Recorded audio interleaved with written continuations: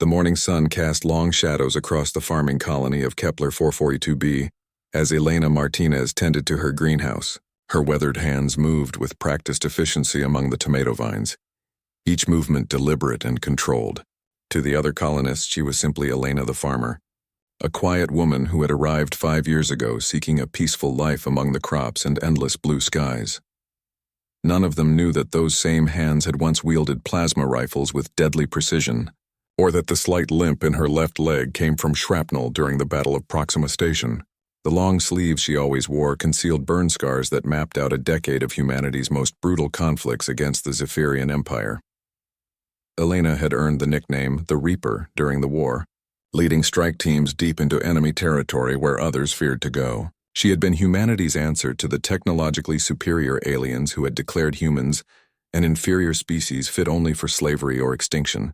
But that was another life, buried beneath soil and seeds and the simple rhythm of growing things. The communication beacon on her wrist buzzed softly.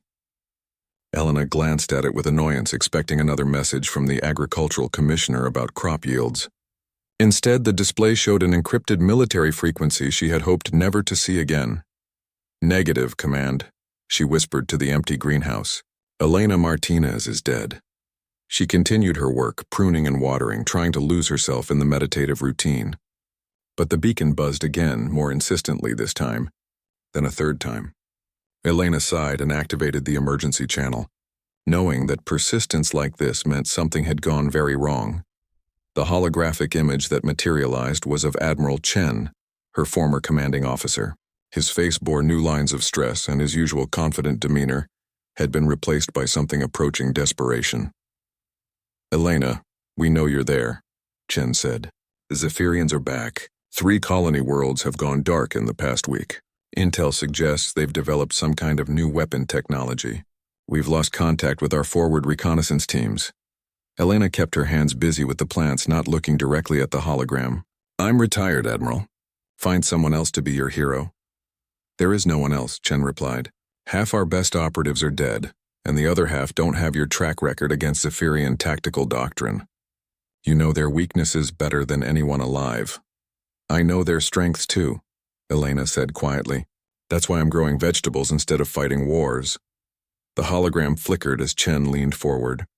"Elena, they hit Sanctuary Station yesterday. 18,000 civilians, including the refugee children from the Outer Rim conflicts. The ones you helped evacuate during Operation Starfall." Elena's hand stilled on the tomato vines. She remembered those children, their faces hollow with fear as they huddled in the transport ships. She had promised them they would be safe, that humanity would protect them. "How many survivors?" she asked. "None," Chen said simply. "But we intercepted communication suggesting this was just a test run. Intelligence believes they're planning something much larger, something that could end humanity's expansion into this sector permanently." Elena turned away from the hologram, staring out at the peaceful farming community beyond her greenhouse walls. Children played in the streets while their parents worked in the fields, completely unaware that death might be coming for them across the stars. "What makes you think I can make a difference?" she asked. "The war changed me, Admiral. I'm not the same person who led those missions." "That's exactly why we need you," Chen replied. "The Elena Martinez who fought in the war was brilliant but reckless. The woman you've become has learned patience and strategy. You found balance," Elena laughed bitterly. "Balance? You think this is balance?" She gestured to her surroundings. "This is hiding. This is running away from everything I used to be." "Maybe," Chen admitted. "But maybe it's also preparation. Maybe everything you've learned about growth and patience and building something instead of just destroying it is exactly what humanity needs right now." The beacon fell silent as Elena considered his words. Outside, she could hear the laughter of the colony children, the same innocent joy she had once fought to preserve. She touched the hidden scars on her arms through her sleeves, each one a reminder of the price she had paid for humanity's survival. "If I do this," she said finally, "it's not as a soldier. I'm not rejoining the military or taking orders from some desk officer who's never seen real combat." "Name your terms," Chen said immediately. "Complete operational autonomy. I pick my team, plan my missions, and execute them as I see fit. No oversight, no second-guessing, no political interference." "Agreed. And when this is over, when the Zephyrians are dealt with, Everyone forgets Elena Martinez ever existed again. I go back to my greenhouse and no one comes looking for me. Chen nodded slowly. If that's what you want. Elena looked once more at her peaceful surroundings, then at the scars hidden beneath her sleeves. The war had taken everything from her once before. But maybe, just maybe, the skills she had learned in building this new life could help her fight in a different way. Send me everything you have on their new weapon technology, she said. And Admiral, start putting together a list of the best unconventional warfare specialists still alive. We're going to need people who think outside traditional military doctrine. The hologram smiled grimly. Welcome back, Reaper. Elena, she corrected firmly. The Reaper died 5 years ago. What you're getting now is something different entirely. Elena stood in the briefing room aboard the UES Defiance, studying the holographic displays that showed the devastation left behind by the Zephyrian attacks. The images were clinical, sterile reports that reduced 18,000 human lives to casualty statistics and debris fields. But Elena had learned to read between the lines of military intelligence. The precision of the attack suggested careful planning. The Zephyrians had struck infrastructure targets first, disabling communication arrays and defensive platforms before moving on to civilian areas. It was a methodical extermination, not the random violence of raiders or the tactical strikes of a military campaign. They're not just testing weapons, Elena said to the assembled team. They're testing human responses. Seeing how quickly we mobilize, what our defensive protocols look like, how long it takes reinforcements to arrive. Lieutenant Commander Sarah Walsh, a young officer with sharp eyes and an eager expression, leaned forward. Testing for what purpose? Elena had worked with dozens of young officers like Walsh during the war. Brilliant, capable, but lacking the hard-earned wisdom that came from watching good plans fall apart under enemy fire. She reminded Elena uncomfortably of herself before the war had taught her humility. For the real attack, Elena replied, whatever they're planning, these strikes are just preparation. The team Admiral Chen had assembled was smaller than Elena had expected, but each member had been chosen for specific skills. Besides Walsh, there was Marcus Rodriguez, a demolitions expert who had spent 3 years behind enemy lines during the siege of Titan Base. Dr. Yuki Tanaka, a xenobiologist whose research on Zephyrian psychology had helped develop several successful infiltration techniques. And James Fletcher, a former intelligence operative whose ability to blend into alien populations was legendary. The new weapon technology they've developed concerns me most, Dr. Tanaka said, manipulating the holographic display to show energy readings from the attack sites. These power signatures don't match anything in our databases of Zephyrian technology. Elena studied the data carefully. During the war, she had made it her business to understand every piece of Zephyrian equipment, every tactical doctrine, every weakness in their military structure. The energy readings Tanaka was showing her represented something entirely new. Could they have reverse-engineered human technology? Rodriguez asked. Captured some of our experimental weapons during the war. Possible, Elena said, but unlikely. The Zephyrians consider human technology primitive. Their pride wouldn't allow them to copy our designs even if those designs were superior. She manipulated the display herself, overlaying the energy signatures with tactical maps of the attack sites. A pattern began to emerge, something that made her stomach tighten with recognition. Show me the timeline of each attack, she said, down to the minute. The holographic display reorganized itself, showing the progression of each assault from initial contact to complete destruction. Elena watched the data flow past, her mind automatically calculating response times, weapon effectiveness, and casualty patterns. There, she said, pointing to a specific sequence in the Sanctuary Station attack. Look at this 15-minute gap between the destruction of the primary defensive grid and the beginning of civilian casualties. Walsh frowned at the display. Communications blackout. Standard military procedure to prevent distress calls. No, Elena said firmly. The Zephyrians don't take prisoners, and they don't typically distinguish between military and civilian targets. This delay suggests they were doing something else during those 15 minutes. Dr. Tanaka enhanced the relevant section of the timeline. There are several energy spikes during this period, but they don't correspond to weapon discharges.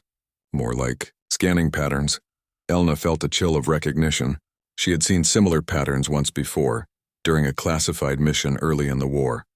a mission she had hoped to never think about again. They were downloading data, she said quietly. Communications logs, personnel records, tactical databases, everything in the station's computer systems. The room fell silent as the implications sank in. If the Zephyrians had access to detailed intelligence on human colonies, military installations, and defensive capabilities, they could plan attacks with devastating precision. How much data could they have obtained? Fletcher asked. Elena closed her eyes, accessing memories she had tried to bury. During the war, I led a raid on a Zephyrian intelligence facility. We discovered they had been systematically gathering information on human settlements, mapping our expansion patterns, cataloging our defensive capabilities. We thought we destroyed their database, but they could have rebuilt it, Walsh finished, using information gathered from these attacks. Worse than that, Elena said. If they have our tactical doctrines, our response protocols, our contingency plans, they can predict our reactions to any attack they launch. They'll know exactly how we'll respond before we do. Rodriguez whistled low. That's why they hit Sanctuary Station. It was the primary repository for refugee resettlement data. Names, locations, defensive capabilities of every human colony in this sector. Elena nodded grimly. They're not planning to conquer human space. They're planning to erase it, systematically, efficiently, with minimal risk to their own forces. The weight of realization settled over the team. This wasn't a military campaign or a territorial dispute. It was genocide planned with mathematical precision. So what do we do? Walsh asked. How do we fight an enemy that knows our every move before we make it? Elena turned away from the holographic displays, her mind already working through possibilities. The Zephyrians had always been tactically superior, relying on advanced technology and rigid military doctrine. But their greatest strength had always been their predictability. They followed established patterns, trusted in their technological advantage, and rarely adapted their strategies mid-conflict. We do something they won't expect, Elena said finally. We stop fighting like soldiers and start fighting like humans. Unpredictable, adaptive, willing to break our own rules if necessary. She turned back to face the team, and for a moment they could see past the farmer's facade to the legendary warrior beneath. The Reaper fought their war, Elena said, but Elena Martinez is going to fight ours, and we're going to win it by being everything they think we're not. The infiltration of the Zephyrian listening post on Kepler 186F required everything Elena had learned about patience during her years of farming. For 3 days, she and Fletcher had observed the facility from concealed positions, mapping guard rotations and identifying weak points in their surveillance network. The Zephyrians had chosen their location well. The listening post was built into a natural cave system on the planet's dark side, where perpetual twilight provided excellent cover for their operations. Advanced sensors monitored all approaches, and automated defense turrets could eliminate any conventional assault force before it got within weapons range, but Elena wasn't planning a conventional assault. The shift change happens every 8 hours, Fletcher whispered into his comm unit. 14 seconds of overlap when the old guards are walking out and the new ones are walking in. That's our window. Elena studied the facility through her scope, noting the subtle differences in how individual Zephyrian soldiers moved. During the war, she had learned to read their body language, to distinguish between alert sentries and bored guards going through the motions. The commander is getting overconfident, she observed. Look at the perimeter guards. They're not checking the scanner readings as frequently as they should. It was a human trait that had infected the Zephyrian military during their occupation of human space. After years of easy victories against technologically inferior opponents, many Zephyrian units had developed a casual approach to security protocols. Elena keyed her comm to reach the rest of the team. Rodriguez, are the charges set? Affirmative. 3 diversionary explosions on the eastern ridge, timed to go off in sequence, should draw their attention away from the main entrance. Tanaka, what's the status on the electronic warfare package? Ready to deploy. I've isolated their communication frequencies and prepared signal jammers keyed to their equipment. Once activated, they won't be able to coordinate their response or call for reinforcements. Elena took a deep breath, feeling the familiar pre-mission tension that had once been as natural as breathing. But this time was different. During the war, she had approached missions with controlled aggression, channeling anger and determination into tactical precision. Now she found herself drawing on the patience she had learned while tending her crops. the careful observation skills she had developed while watching plants grow. "Remember," she said to the team, "we're not here to kill Zephyrians. We're here to gather intelligence and get out. Violence only if absolutely necessary." Walsh's voice crackled through the comm. "Copy that. But what if they don't give us a choice?" Elena smiled grimly in the darkness. "Then we remind them why humans survived their first invasion." The first explosion lit up the eastern ridge exactly on schedule, followed by 2 more in rapid succession. Elena watched through her scope as the Zephyrian guards reacted with trained efficiency, redirecting their sensors toward the disturbance and dispatching a patrol to investigate. "Moving," she whispered, slipping from her concealed position with Fletcher close behind. They covered the distance to the facility entrance in a low, fast crouch that Elena's farming muscles had almost forgotten how to perform. The months of physical labor had kept her in excellent condition, but this kind of tactical movement required different reflexes, different instincts. Dr. Tanaka's electronic warfare package activated just as they reached the entrance, and Elena watched the Zephyrian guards' helmet displays flicker and go dark. For a few precious seconds, the aliens would be operating blind, relying on their natural senses while their advanced technology reset itself. Elena moved through the facility corridors with muscle memory guiding her steps. Zephyrian architecture followed predictable patterns, and she had memorized the layouts of dozens of their installations during the war. The listening post's control center would be located at the deepest point in the cave system, protected by multiple layers of security and redundant systems. She encountered her first guard at a junction between 2 corridors. The Zephyrian was tall and imposing in the way of his species, with the characteristic ridge of bone across his forehead that marked him as a career soldier. His equipment was still malfunctioning from Tanaka's jamming, and he was manually checking his weapon systems when Elena appeared around the corner. For a moment, they stared at each other in mutual surprise. Elena could see recognition dawning in the alien's eyes as he realized he was facing a human infiltrator. She also saw him reaching for the manual alarm trigger on his belt. Elena moved without conscious thought, muscle memory taking over from 5 years of peaceful farming. Her elbow caught the Zephyrian in the throat, disrupting his vocal cords before he could cry out. A precise strike to a nerve cluster on his neck rendered him unconscious before he hit the ground. "1 guard down," she whispered into her comm. "No casualties." "Copy that," Fletcher replied. "I've reached the data storage section. Beginning download now." Elena continued toward the control center, moving past dormant security systems and automated defenses that Tanaka's jammers had rendered temporarily useless. The facility was larger than it had appeared from outside, with multiple levels carved deep into the rock. She found what she was looking for in a shielded chamber near the facility's core. Banks of processing equipment hummed quietly, analyzing intercepted human communications and building detailed intelligence profiles. Display screens showed real-time data on human colony locations, defensive capabilities, and population centers. Elena plugged in her own data extraction device and began downloading everything. The information flowing past her screen confirmed her worst fears. The Zephyrians weren't just planning random attacks. They had identified every human settlement in this sector of space and were systematically categorizing them by strategic value and defensive strength. A soft alarm chimed in the distance, indicating that the facility's security systems were beginning to reset themselves. Elena accelerated her download, pulling terabytes of intelligence data while keeping one eye on the corridor outside. "Fletcher, status report," she whispered. "Download complete. I've got their operational orders for the next 3 months. Elena, they're planning to hit 17 colonies simultaneously. It's scheduled for next week." Elena's blood ran cold. 17 colonies meant hundreds of thousands of civilians, including several farming communities very similar to her own adopted home. The Zephyrians weren't just testing their new weapons anymore. They were preparing for total war. "Rodriguez, how long until those charges detonate?" 2 minutes until the final sequence. "That should cover our withdrawal." Elena finished her download and began making her way back through the facility. But as she moved through the corridors, she found herself thinking about the families sleeping peacefully in their homes across 17 different worlds. Children who would wake up tomorrow expecting another normal day.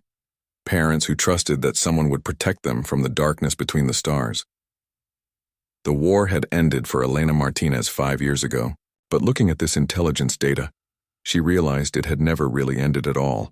It had just been gathering strength in the shadows, preparing for a final, devastating blow against everything humanity had built. Team, we're changing the mission parameters, she said into her comm as she reached the facility exit. We're not just gathering intelligence anymore. We're going to war. The war room aboard the UES Defiance buzzed with activity as Elena spread out the intelligence data they had gathered from the Zephyrian listening post.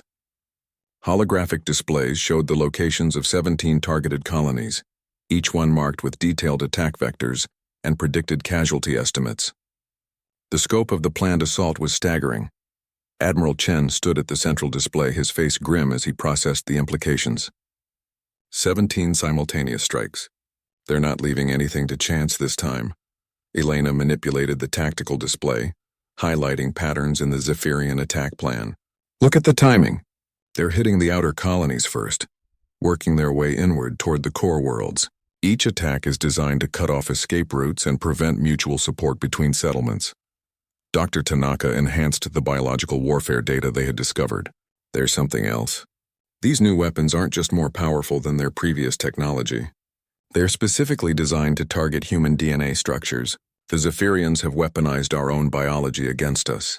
The room fell silent as the full horror of the revelation sank in. This wasn't just military conquest or territorial expansion. The Zephyrians had decided that humanity represented an existential threat that required complete elimination.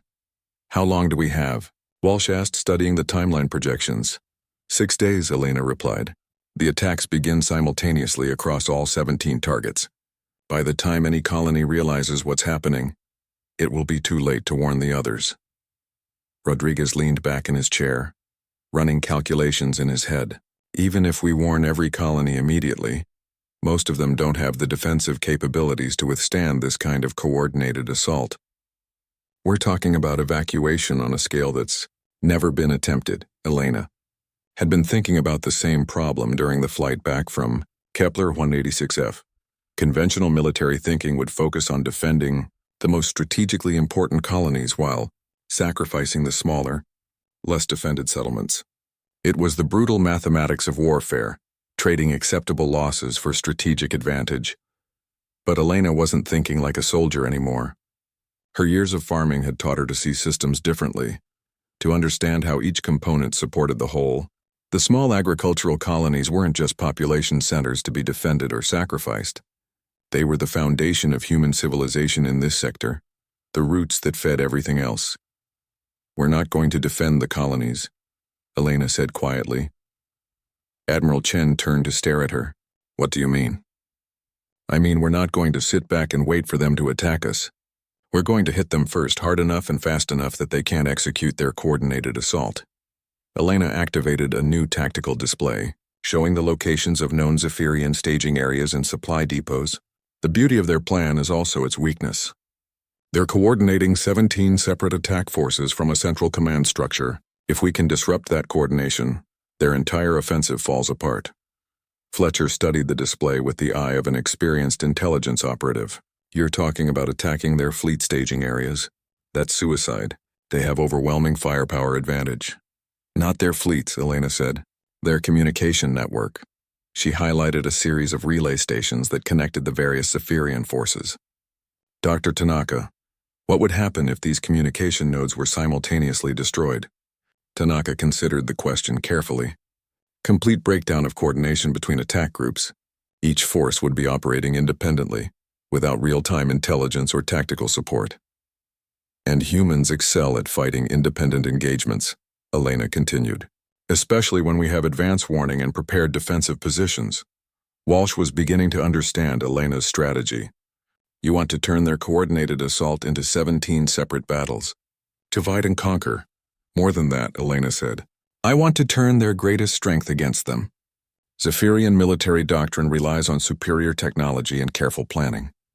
But they're not as good at adapting when those plans go wrong. Admiral Chen manipulated the tactical display, studying the communication relay stations. These facilities are heavily defended. Even if we could somehow attack all of them simultaneously, we don't have enough ships to guarantee success. Elena smiled for the first time since leaving her greenhouse. We don't need ships. We need people who understand that sometimes the best way to win a war is to break all the rules. She activated her personal communication system and began sending encrypted messages to contacts she hadn't spoken to in years. Veteran soldiers who had served under her command during the war. Retired Special Forces operatives. Intelligence specialists who had gone underground after the armistice. "What are you doing?" Chen asked. "Calling in old debts," Elena replied. "During the war, I worked with people who specialized in impossible missions. Soldiers who could infiltrate enemy installations with nothing but improvised equipment and pure determination. Most of them are living quiet lives now, trying to forget what they used to be." Her communication system began chiming with incoming responses. Names Elena hadn't seen in years appeared on her screen, along with terse confirmations of availability. "They'll come?" Walsh asked, reading over Elena's shoulder. "They'll come," Elena confirmed, "because they know that if the Zephyrians succeed this time, there won't be anywhere left to hide." Dr. Tanaka was analyzing the communication relay stations, mapping their defensive systems and identifying potential vulnerabilities. These facilities are designed to withstand direct military assault, but they weren't designed to defend against the kind of unconventional tactics humans used during the guerrilla phase of the war. Elena nodded approvingly. "Exactly. The Zephyrians learned to counter our military doctrine, but they never adapted to our talent for improvisation." Rodriguez was already sketching out preliminary assault plans. Small teams, simultaneous strikes, maximum disruption with minimal resources. "It's insane enough that it might actually work." "It has to work," Elena said, looking at the holographic display of the 17 doomed colonies. "Because the alternative is watching everything we've built in this sector burn." Admiral Chen studied Elena's face, seeing past the farmer's facade to the tactical genius beneath. "You're talking about going back to the kind of warfare that nearly destroyed you during the original conflict." "Are you sure you're ready for that?" Elena touched the hidden scars on her arms, feeling the raised tissue beneath her sleeves. The war had taken everything from her once before. Her unit, her friends, her faith in clean victories and noble causes. But it had also taught her that sometimes the only way to protect what you love is to become something you hate. "I'm not ready," she admitted, "but I'm the only one who can do it. And these people deserve the same chance at peace that I've had for the past 5 years." She turned to address the entire team, her voice carrying the authority of someone who had led others through impossible situations. "We have 6 days to coordinate 17 simultaneous attacks on heavily defended enemy positions, using improvised teams of soldiers who haven't worked together in years. The odds against success are astronomical." Elena paused, letting the weight of the challenge sink in. "But we're human, and humans have a long tradition of doing impossible things when everything we care about is at stake." Elena stood on the observation deck of the converted freighter Midnight Runner, watching as 17 different ships prepared to depart for their assigned targets. Each vessel carried a small team of specialists, veterans of the original war who had answered her call despite years of peaceful retirement. The reunion had been both heartwarming and heartbreaking. Elena had seen the cost of their shared war written in the faces of old comrades. Lieutenant Harris, who had lost an arm during the siege of Europa Station, now worked as a civilian engineer. Commander Petrosky, whose tactical brilliance had saved hundreds of lives during the retreat from Ganymede, ran a small restaurant on Mars. Sergeant Kim, whose sniper skills were legendary among human forces, taught school children on a quiet agricultural world. They had all answered Elena's call without hesitation, but she could see the price their service had extracted. The easy camaraderie of the war years had been replaced by a more reserved professionalism, the kind that came from understanding exactly what they were asking of each other. "Midnight Runner to Strike Team Alpha," Elena said into her communication system. "Final systems check before departure." "Alpha Team ready," came Harris's voice from the ship targeting the primary communication hub near Zephyrian Fleet headquarters. "Demolition charges prepared, infiltration route confirmed." "Beta Team standing by," reported Petrosky from his position near the secondary relay station. "Electronic warfare package tested and operational." One by one, the team leaders checked in, their voices carrying the same calm professionalism Elena remembered from the war. But she could hear the underlying tension, the knowledge that this mission was different from anything they had attempted before. Dr. Tanaka approached Elena with a tablet displaying final intelligence updates. I've been analyzing the Zephyrian communication protocols. Their new encryption methods are significantly more sophisticated than what we faced during the war. Elena studied the data, noting the complex mathematical structures that protected Zephyrian military communications. Can we break their codes? Not in the time we have available, Tanaka admitted. But we don't need to break them. We just need to disrupt them long enough to prevent coordinated command and control. Elena nodded, understanding the distinction. During the war, human forces had often succeeded by accepting objectives that were possible rather than ideal. They couldn't match Zephyrian technology, but they could disrupt it long enough to create tactical advantages. Walsh joined them at the observation window, her young face showing the strain of the past week's intensive preparation. Elena, I've been thinking about what happens after we succeed. Even if we disrupt their coordinated assault, the Zephyrians will adapt. They'll develop new communication protocols, new tactical doctrines. You're right, Elena agreed. This mission will buy us time, but it won't end the threat permanently. So what's the long-term strategy? Elena had been wrestling with the same question since they had discovered the scope of the Zephyrian plans. The aliens had decided that humanity represented an existential threat requiring complete elimination. No amount of tactical victories would change that fundamental assessment. We have to change the nature of the conflict, Elena said finally. The Zephyrians see us as an inferior species that got lucky during the First War. We need to prove to them that humans are more dangerous as enemies than as allies. Fletcher approached their group, overhearing the conversation. You're talking about total war, making the cost of fighting humanity so high that they choose coexistence instead. Not total war, Elena corrected. Smart war. The kind of conflict where every victory costs them more than they gain, where every tactical success leads to strategic failure. She activated a holographic display, showing the broader galactic political situation. Human space was surrounded by dozens of alien civilizations, most of whom maintained careful neutrality in conflicts between humans and Zephyrians. The Zephyrians have technological superiority, but they're politically isolated. Most alien species find them arrogant and aggressive. If we can demonstrate that humans are capable of defending ourselves effectively, some of those neutral species might become allies. Rodriguez joined the group, having completed his final equipment checks. That's a hell of a gamble. What if we miscalculate and provoke them into an even larger assault? Elena considered the question seriously. Then we fight that assault too, and the one after that if necessary, because the alternative is accepting extinction.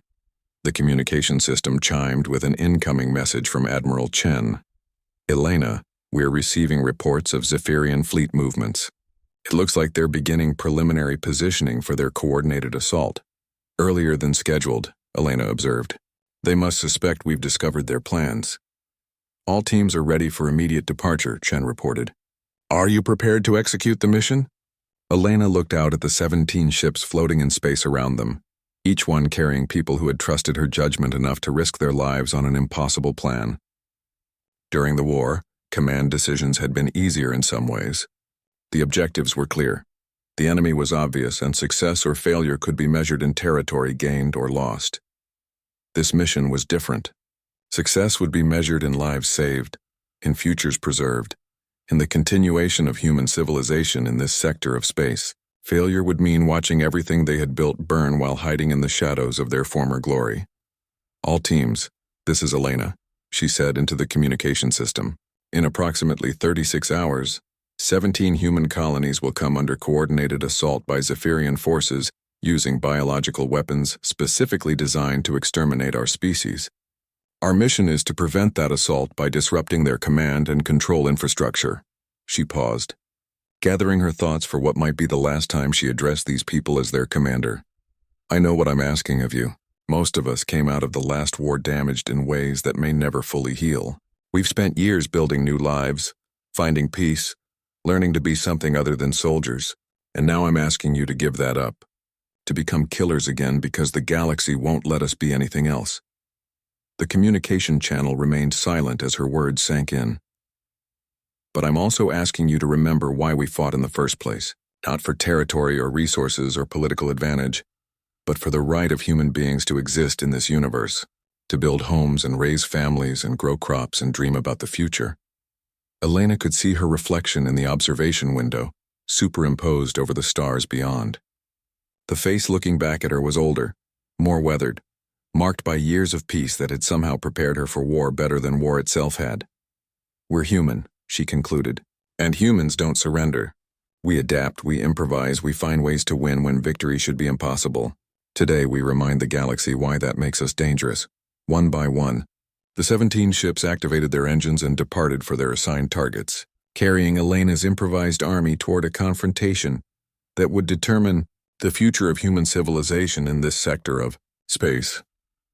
Elena remained at the observation window long after the last ship had vanished into hyperspace, watching the stars and thinking about the children playing in the fields of her adopted home. In 36 hours, she would know whether her gamble had succeeded or whether she had led her oldest friends to their deaths in service of an impossible dream. But for now, all she could do was wait and trust in the one thing that had never failed her: the stubborn human refusal to accept defeat. The first reports came in exactly 36 hours after the strike teams had departed.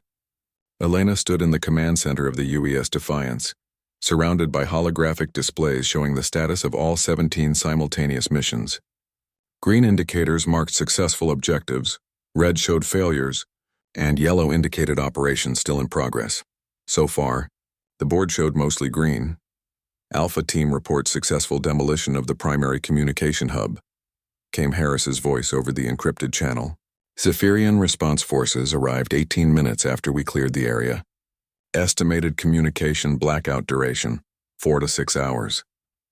Beta Team confirms destruction of secondary relay station, Petrovsky added. Enemy casualties minimal, infrastructure damage extensive. They'll need weeks to rebuild this facility. Elena allowed herself a moment of cautious optimism as more teams reported successful completion of their objectives.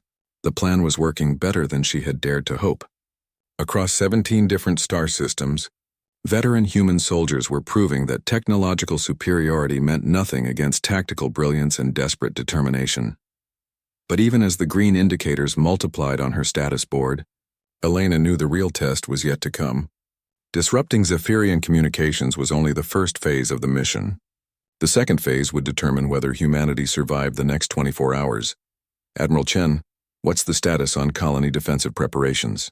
Elena asked. "All 17 colonies have been warned and are implementing emergency protocols," Chen replied. "But most of their defensive systems are designed for protection against raiders, not coordinated military assault." Dr. Tanaka highlighted several colonies on the tactical display. These 5 agricultural settlements have virtually no military defenses. Even with advance warning, they're essentially helpless against Zephyrian attack forces. Elena studied the vulnerable colonies, noting their locations and strategic importance. They were all farming communities similar to her own adopted home, populated by civilians who had come to the frontier seeking peaceful lives, far from the political tensions of the core worlds. "What about evacuation?" Walsh asked. "Could we relocate the civilian populations before the attacks begin?" "Not enough time," Rodriguez calculated, "and nowhere to put them. The nearest military installations are already overcrowded with refugees from previous Zephyrian raids." Elena manipulated the tactical display, studying the positions of Zephyrian attack forces that were now operating without centralized coordination. The disruption of their communication network had forced each assault group to proceed independently, but they were still following their original attack vectors. "The communication blackout won't last forever," Elena observed. "Once they restore their command structure, they'll adapt their tactics. We've bought time, but not much." A new voice crackled over the communication system. "Strike Team Gamma to command. We have a problem." Elena recognized the voice of Commander Santos, one of her most trusted veterans from the war. His team had been assigned to destroy a critical relay station deep in Zephyrian space, a mission that required infiltrating heavily defended territory. "Report, Gamma Team," Elena responded. "We've successfully completed our primary objective, but we've discovered something else. This facility wasn't just a communication relay. It was also a biological weapons development laboratory." Elena felt her blood run cold. "Explain." "They've been testing their DNA-targeted weapons on human prisoners," Santos continued, his voice tight with controlled anger. "The facility contains detailed research on human genetic structures, along with several prototype weapons designed for mass deployment. The command center fell silent as the implications sank in. The Zephyrians hadn't just been planning to attack human colonies. They had been perfecting weapons specifically designed to eliminate humanity entirely.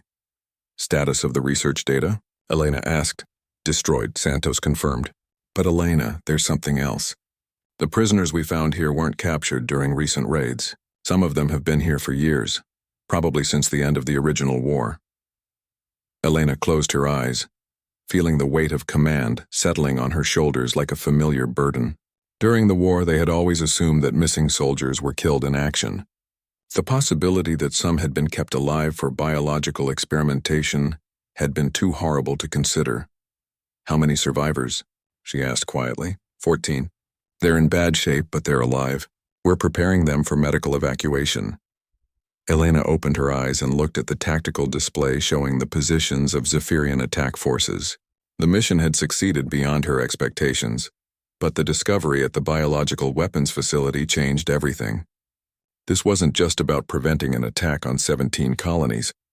It was about ending a systematic campaign of genocide that had been ongoing for years. All teams, this is Elena, she said into the communication system. Mission parameters have changed. We're not just disrupting their assault anymore. We're dismantling their entire biological weapons program. Walsh stepped closer to Elena, lowering her voice. Elena, our people are already exhausted from the communication raids. You're asking them to extend their missions into even more dangerous territory. I'm asking them to finish what we started, Elena replied. Santos found human prisoners who have been tortured for years in the name of Zephyrian science. How many other facilities like that exist? How many more people are suffering because we thought the war was over? Elena activated her personal communication channel, sending a message to every team leader simultaneously. I know what I'm asking. You've already accomplished more than anyone had a right to expect, but we have an opportunity to end this threat permanently, not just delay it. The responses came back quickly, without hesitation. Alpha team standing by for extended operations. Beta team ready for secondary objectives. Gamma team prepared to continue mission. One by one, all 17 teams confirmed their willingness to expand the mission scope. Elena felt a surge of pride in these veterans who had already given so much for humanity's survival. Dr. Tanaka, I need you to analyze the biological weapons data that Santos recovered, Elena ordered. Find out how widespread their research program is and identify other facilities that need to be neutralized.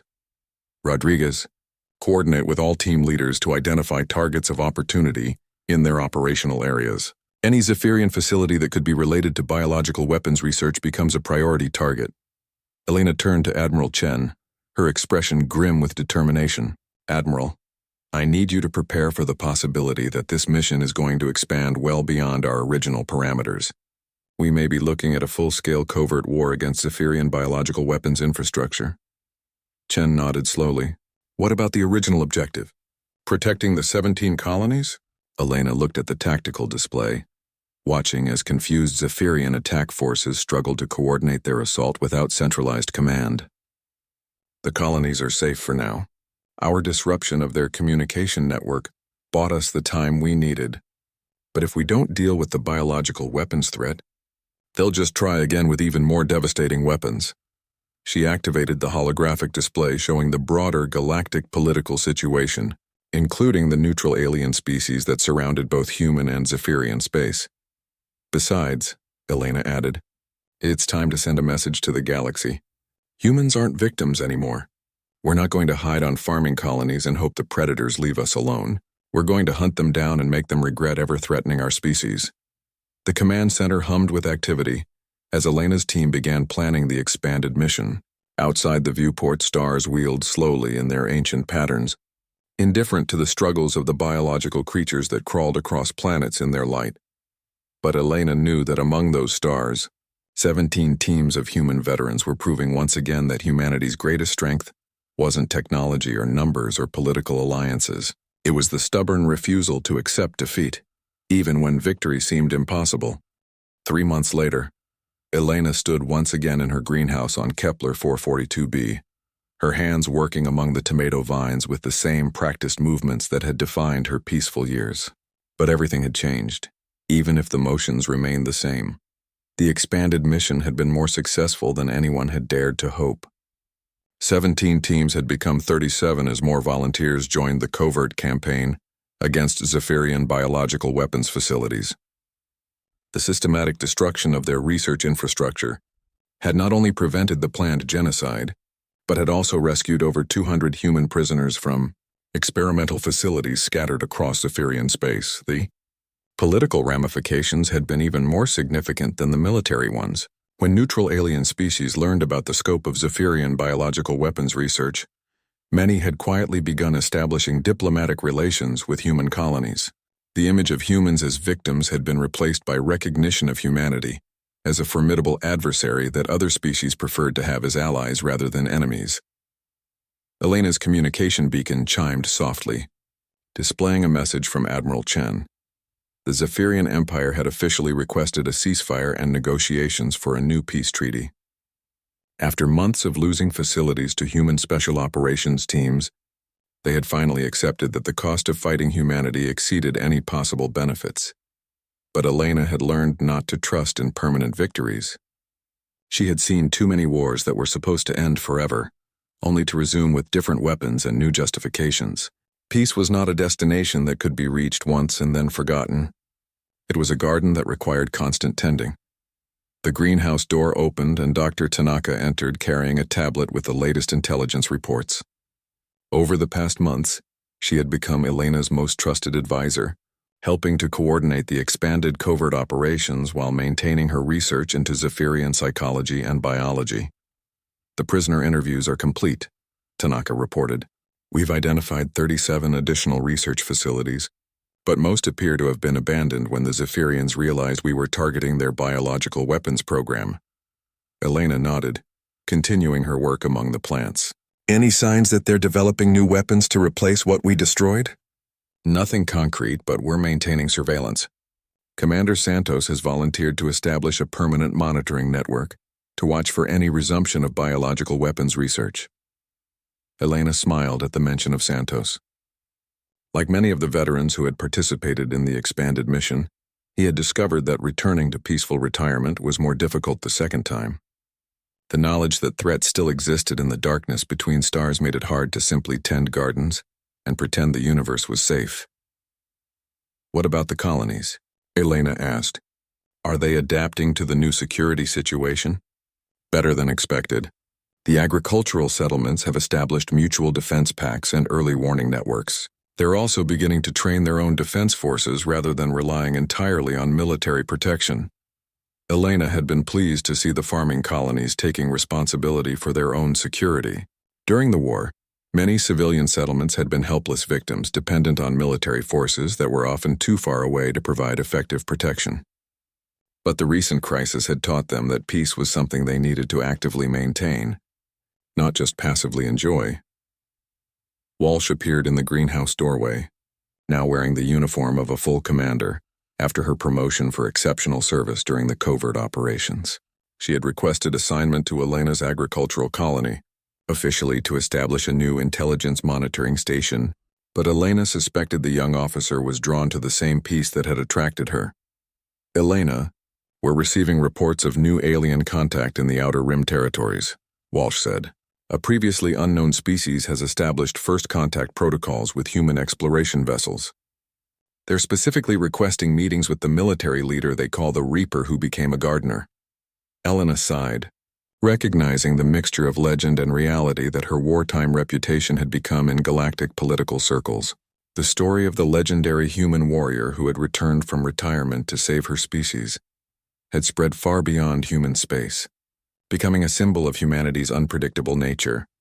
Tell them Elena Martinez is a farmer who grows vegetables and minds her own business, Elena said. If they want to establish diplomatic relations with humanity, they can contact the appropriate civilian authorities.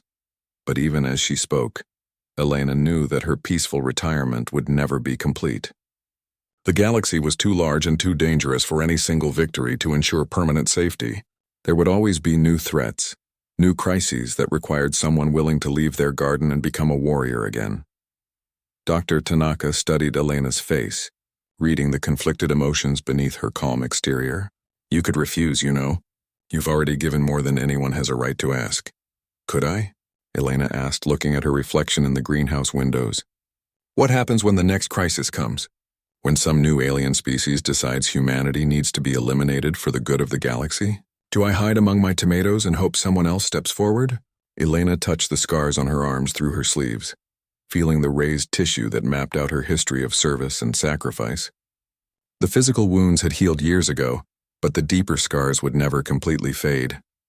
The knowledge of what humans were capable of, both in terms of creation and destruction, was something she would carry for the rest of her life. The thing about being a warrior, Elena said quietly, is that you never really stop being one. You just learn to choose your battles more carefully. She turned to Walsh, her expression showing the resolution that had made her legendary during the war. Set up a meeting with these new aliens, but make it clear that Elena Martinez speaks only for herself, not for humanity as a whole.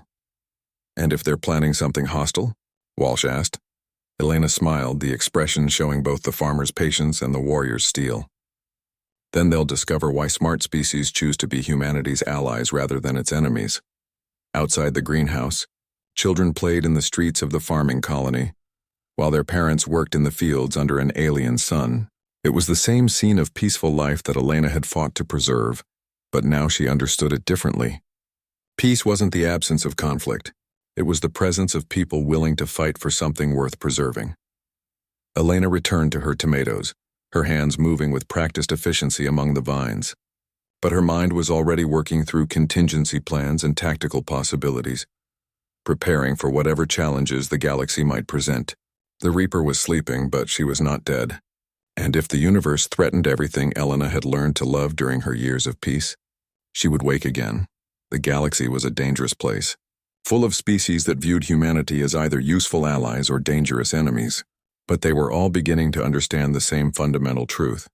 Humans were most dangerous when they appeared to be at peace, because that peace was maintained by warriors who had chosen to become gardeners, but had never forgotten how to fight. Elena Martinez tended her greenhouse and watched the stars, ready for whatever came next. Because in the end, that was what humans did. They built homes and grew food and raised children and prepared for war, all at the same time, all with the same stubborn determination to survive whatever the universe threw at them. And sometimes, when fate demanded it, they left their gardens and reminded the galaxy why that made them the most dangerous species among the stars.